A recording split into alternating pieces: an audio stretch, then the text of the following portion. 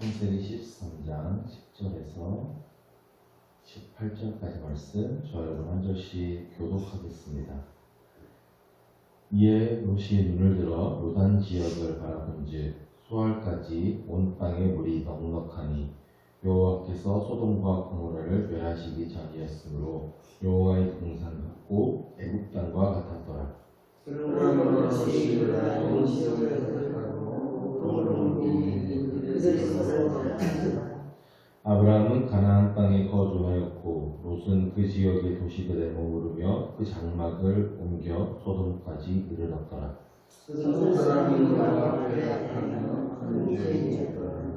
롯이 아브라함을 떠난 후에 여호와께서 아브라함에게 이르시되 너는 눈을 들어 너 있는 곳에서 북쪽과 남쪽 그리고 동쪽과 서쪽을 바라보라.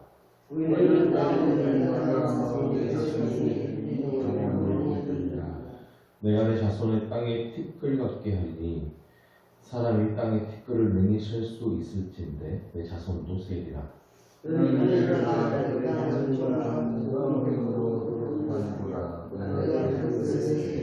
같이 이 아브라함이 자손을 옮겨 헤브론에 있는 마므레 상수리 숫불에 이르러 거주하며 거기서 여호와를 위하여 제단을 쌓았다.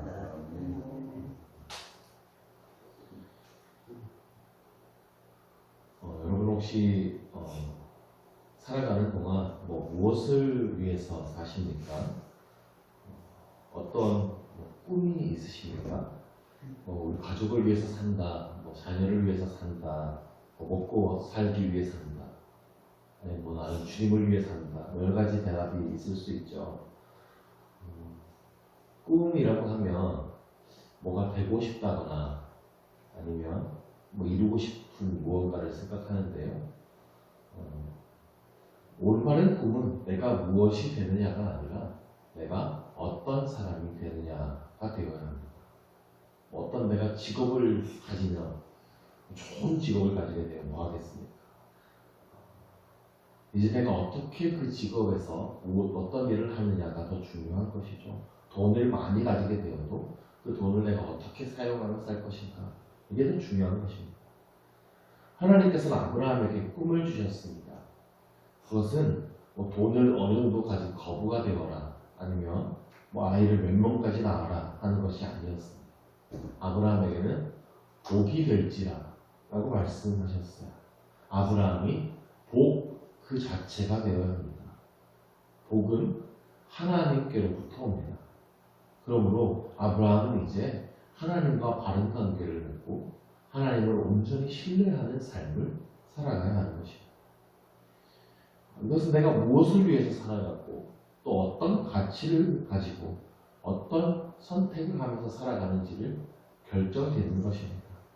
내 삶의 모습을 결정짓는 거예요. 그러므로 우리는 끊임없이 물어야 됩니다. 나는 지금 무엇을 위해서 살아가고 있는가? 무엇을 기준으로 이런 선택을 해야 하는가? 나는 어떠한 사람이 될 것인가? 이것을 우리가 분명히 해야 하나님의 사람으로 바르게 살아갈 수가 있습니다. 아브라함은 롯과 헤어지기로 결심했어요. 그리고 롯에게 선택권을 줬습니다. 10절 말씀에서 이에 롯이 눈을 들어 요단 지역을 바라본즉 라고 했습니다. 눈을 들어라고 하는 히브리어 단어는 손을 눈썹 위에 올리고 발꿈치를 들었다, 이런 표현입니다. 자기의 인생에 가야 할 길을 멀리 조망해 봤다. 내가 이제 앞으로 어떻게 살아갈 것인가를 멀리 한번 바라봤다, 계산해 봤다는 뜻이죠. 근데 14절에도 같은 표현이 나와요. 롯이 아브라함을 떠난 후에 여호와께서 아브라함에게 이르시되 너는 눈을 들어 너 있는 곳에서 북쪽과 남쪽 그리고 동쪽과 서쪽을 바라보라.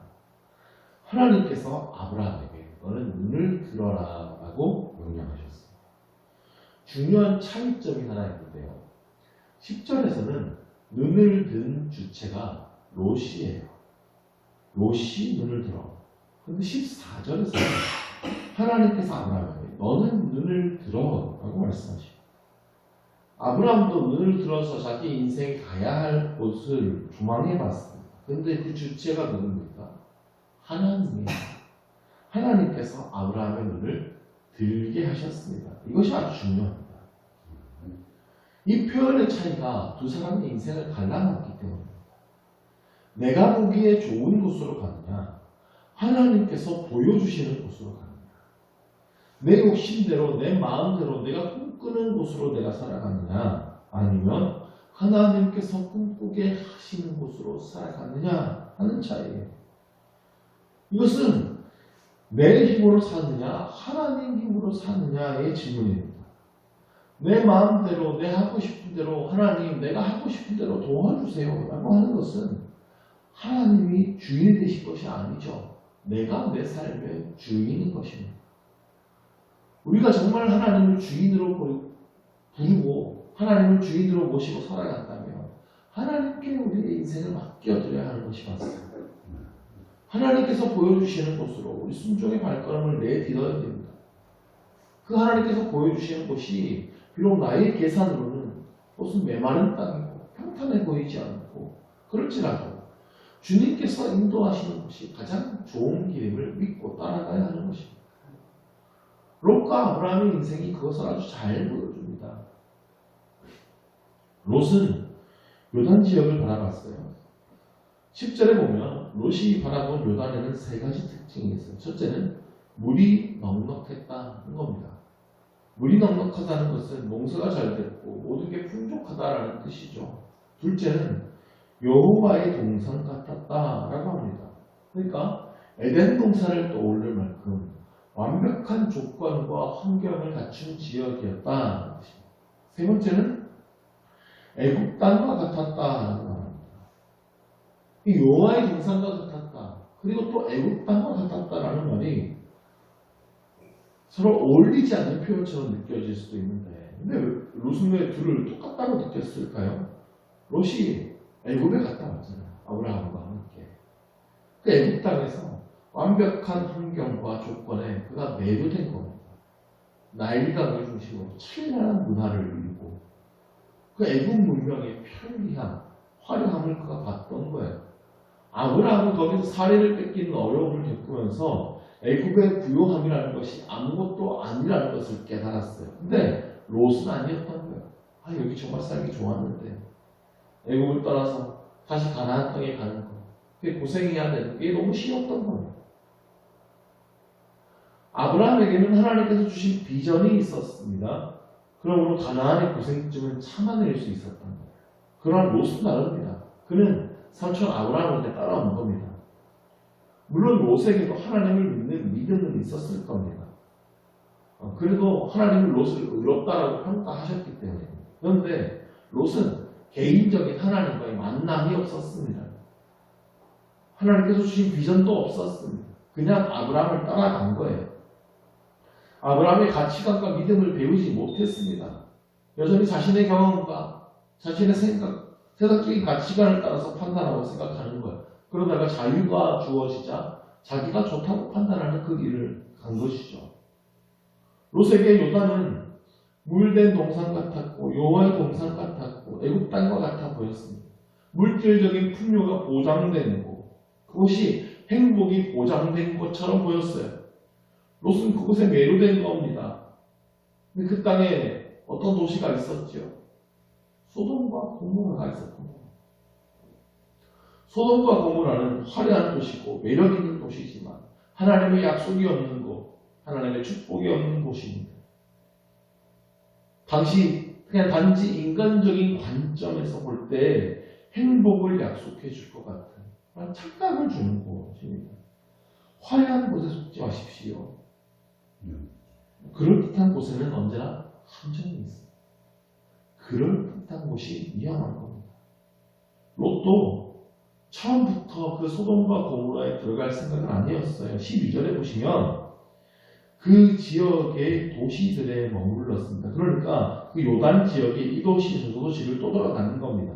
목축업이라는 것이 원래 한 곳에 정착하는 게 아니고요, 돌아다니는 것이기 때문에 여러 도시에 다녔을 수 있어요. 근데 12절 후반부에 보니까 그 장막을 옮겨 소돔까지 이르렀더라라고 기록합니다. 이 구절을 정확하게 번역하면 소돔 근처에 이르렀다가 맞습니다. 그러니까 소돔에 처음부터 들어가서 산 건 아니고 소돔 근처에 장막을 쳤어요. 롯도 소돔이 얼마나 악한 도시인지 알고 있었을 겁니다. 소돔이 말할 때 롯의 말을 들어보면 그렇습니다. 처음에는 근처에 있으면서 물질적인 이득만 보려고 했을 거예요. 근데 14장 12절을 보시면 소돔에 거주하는 이라고 표현이 바뀌어요. 어느덧 소돔에 들어가서 살고 있는 거예요.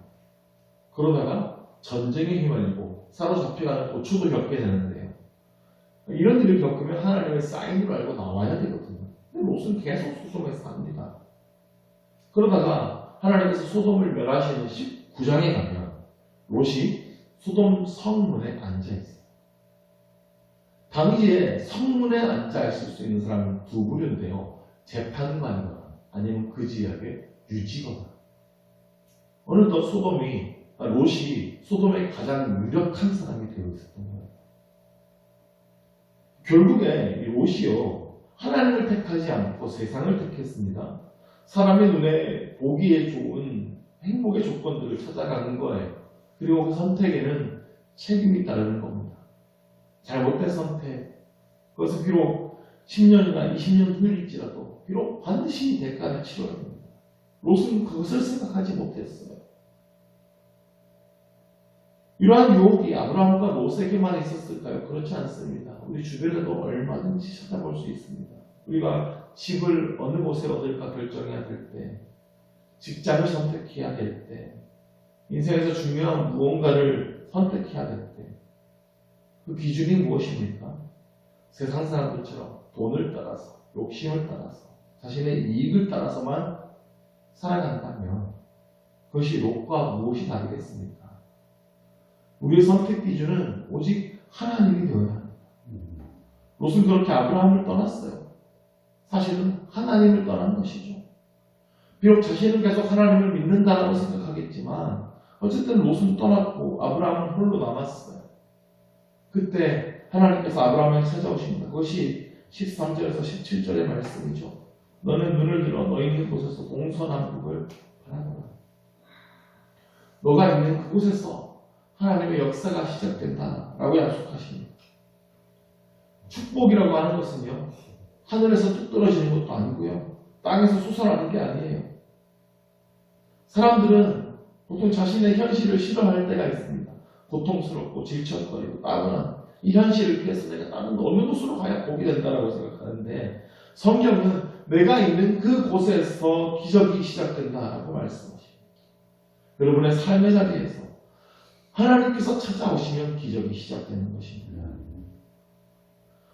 또한 오늘 말씀에서 하나님께서 보게 하시는 그 땅을 바라볼 때에 그 땅을 너와 내 자손에게 주겠다고 약속하십니다.